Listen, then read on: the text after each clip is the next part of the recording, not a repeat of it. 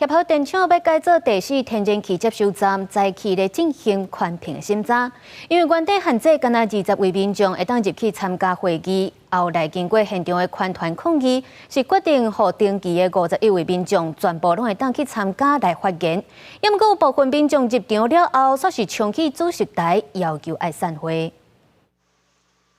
环境部后洞门口摆好桌啊，互民众报道。报道了后，会当领到这张粉红色纸，等者是毋是当入去会议室发言，就看抽考的结果。不过现场有环保团体直接抗议。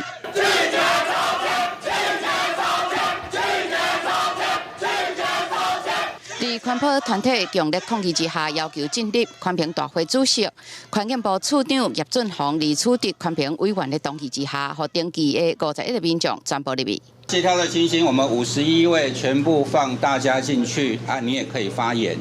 原本预定9点半举行的宽屏大会，因到10点左右开始。随后民众入场，会议才拄开始无久，在地团体又搁开始发口号，讲协和电厂内底有土壤污染的事实，环境部煞假无看。 但环境部表示，若发现污染是由地方政府介入调查。我们会派环保局进去调查那个土污的状况吗？因为已经有人告诉我们有这样的事情呢，我们就会处理，我们不会置之不理。随后反对协和电厂改建的民众拿着标语直接冲向会议室前方，要求散会。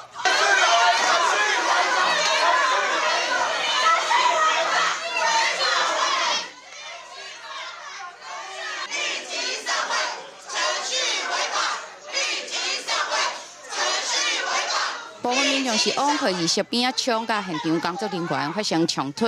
到高个进前宽屏大会现场，民众一直喊着口号抗议，佮加上立法委员加入要求暂慢会议，规个会议室拢是声音真歹进入实质的审查。